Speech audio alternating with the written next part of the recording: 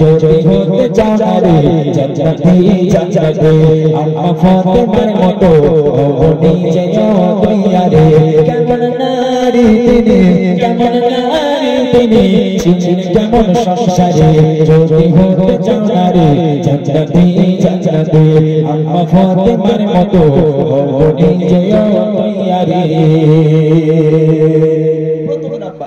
প্রথম নাম্বার কারণ কি প্রথম নাম্বার কারণ হচ্ছে বোরকা আজকের এই মায়েরা যারা এসেছে দেখেন সবাই পর্দা করে এসেছে ঢেকে ঢুকে ভালো করে এসেছে তবে আমার ঘরের মেয়েদের পর্দা আর নবীর মেয়ে ফাতেমার পর্দা এই দুই পর্দার মধ্যে পার্থক্য কোথায় কবি লিখছে দেখেন নবীর বেটি বলতেনে জান্নাতের রানী না নবীর বেটি বলতেনে জান্নাতের রানী না এই মতবা পেলো ইমান এই মতবা পেলো ইমান আমনের দাদা দেখতে কেমন ফাতেমা ছিল কেউ তো জানে না দেখতে কেমন ফাতেমা ছিল কেউ তো জানে না জীবন কাটে তাবলি দেবা জীবন কাটে তাবলি দেবা তাহার এক পোশাক পরে যদি হতে চাও নারী জান্নাতি জান্নাতি আম্মা ফাতেমার মতো হও নিজে দুনিয়ারে যদি হতে চাও নারী জান্নাতি জান্নাতি আম্মা ফাতেমার মতো হও নিজে দুনিয়ারে কেমন নারী তিনি কেমন নারী তিনি ছিলেন কেমন সংসারে যদি হতে চাও নারী জান্নাতি জান্নাতি আম্মা ফাতেমার মতো হও নিজে দুনিয়ারে যদি হতে চাও নারী জান্নাতি জান্নাতি আম্মা ফাতেমার মতো হও নিজে দুনিয়ারে একটা মাত্র বোরকা নবীর মেয়ে ফাতেমার একটা বোরকা ছিল ভাই একটা এই একটা বোরকাটাও ফ্রেশ নয় চতুর্দিকে তাবলি মারা ছেঁড়া ফাটা বোরকা এই ছেঁড়া ফাটা তাবলি মারা বোরকা পরে নবীর মেয়ে ফাতেমা সারা জীবন কাটিয়ে দিল তথাপিও আম্মা জান ফাতেমা কেমন দেখতে ছিল তিনি লম্বা ছিলেন নাকি তিনি বেটে ছিলেন তিনি ফর্সা ছিলেন নাকি তিনি কালো ছিলেন তার স্বামী আর সন্তান এই দুই পুরুষ ছাড়া পৃথিবীর আর কোন পর পুরুষ আম্মা জান ফাতেমাকে চোখে দেখেনি কেন তিনি জান্নাতের রানী হবে না আমার ঘরের মেয়েরা পারবে আমার ঘরের মেয়েদের বাপ যদি বলে মা বোরকা পরো মা বড় হয়েছে বয়স হয়েছে বোরকা পরো তখন বোরকার কথা শুনলে আমার ঘরের বোনেদের মুখ বাংলার পাঁচ হয়ে যায় মার কাছে গিয়ে বলে তোমার স্বামীর একটু বোঝাতে পারো না কেন কি হয়েছে বলে তোমার বুড়ো স্বামী খালি বলে বোরকা পরো বোরকা এই জমানায় চলে আমার বান্ধবীরা কত দামি দামি সব কত সুন্দর সুন্দর শাড়ি বার হচ্ছে কত সুন্দর সুন্দর জামা বার হচ্ছে ওই সব না খালি বলে বোরকা পরো বোরকা পরো বোরকায় কি আছে রে বাবা বোরকায় হ্যাঁ নবীর মেয়ে ফাতেমা একটা বোরকা পরে সারা জীবন কাটিয়ে দিয়েছে তারপরও কেমন দেখতে ছিল পৃথিবীর কোন মানুষ ফাতেমাকে অনুসরণ করতে পারলো না ফাতেমাকে উপলব্ধি করতে পারলো না ফাতেমার গায়ের গঠন কেমন ছিল তাই তো তিনি জান্নাতের রানী কবি লিখছে দেখেন নবীর বেটি বলতেন জান্নাতের রানী না নবীর বেটি বলতেন জান্নাতের রানী না এই মতবা পেলো ইমান এই মতবা পেলো ইমান মনে দাদা দেখতে কেমন ফাতেমা ছিল কেউ তো জানে না দেখতে কেমন ফাতেমা ছিল কেউ তো জানে না তাবলি দেবা জীবন কাটে তাবলি দেবা জীবন কাটে তাবলি দেবা তাহার এক পোশাক পরে যদি হতে চাও নারী জান্নাতি জান্নাতি আম্মা ফাতেমার মতো হও নিজে দুনিয়ারে যদি হতে চাও নারী জান্নাতি জান্নাতি আম্মা ফাতেমার মতো হও নিজে দুনিয়ারে কেমন নারী তিনি কেমন নারী তিনি ছিলেন কেমন সংসারে যদি হতে চাও নারী জান্নাতি জান্নাতি আম্মা ফাতেমার মতো হও নিজে দুনিয়ারে প্রথম নাম্বার বোরকা গেল এইবার দ্বিতীয় নম্বরটা কি সেটা শুনেন দ্বিতীয় নম্বর হচ্ছে স্বামীর খিদমত যে কারণে আমার ঘরের মেয়েরা জাহান্নামের রানী হয় অধিকাংশ স্বামীকে অবহেলা করার জন্য আরে দাদা ভাই বল ভাই তোমার বিয়ে হয়েছে ভাই হয়েছে বউ ভালোবাসে হ্যাঁ দুটো ছেলে মেয়ে ভালো কিন্তু ছেলে মেয়ে তো ভালোবাসে তোমার বউ তোমার ভালোবাসে সত্যি কথা বলো সত্যি বলছো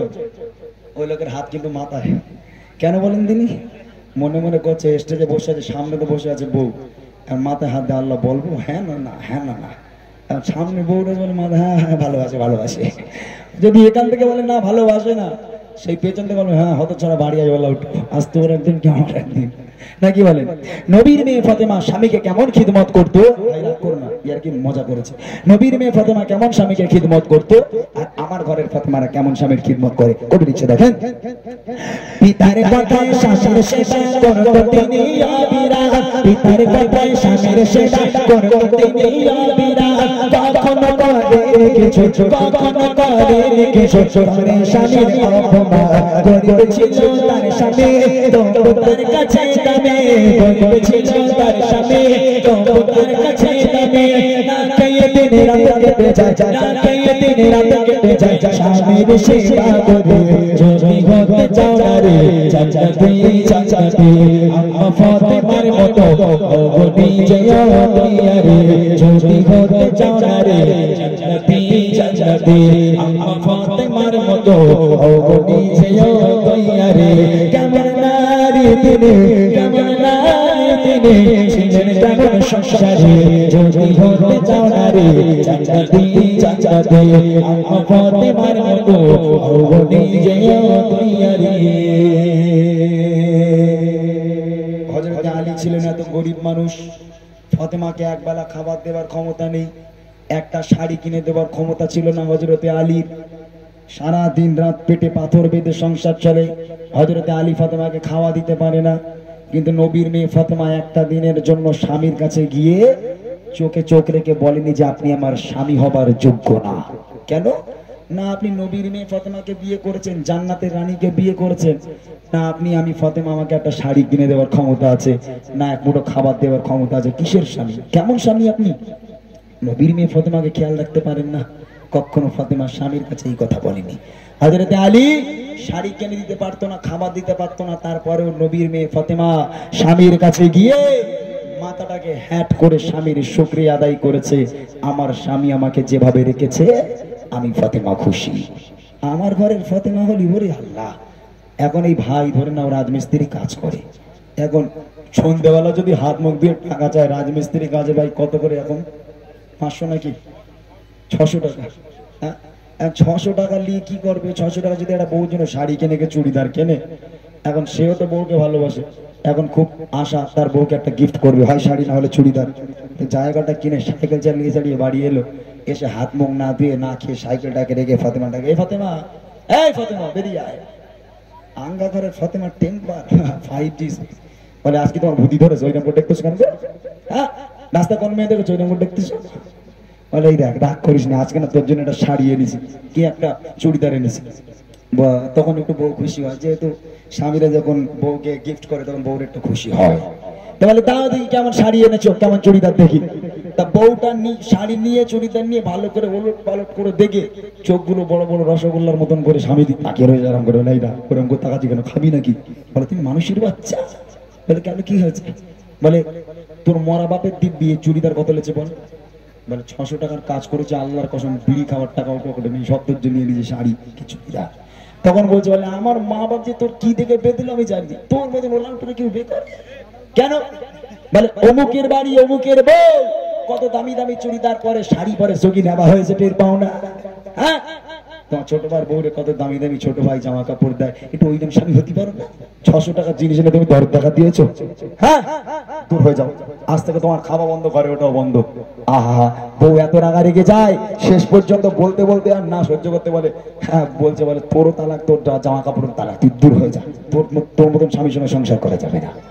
আমার নবী বলতো, ফাতেমা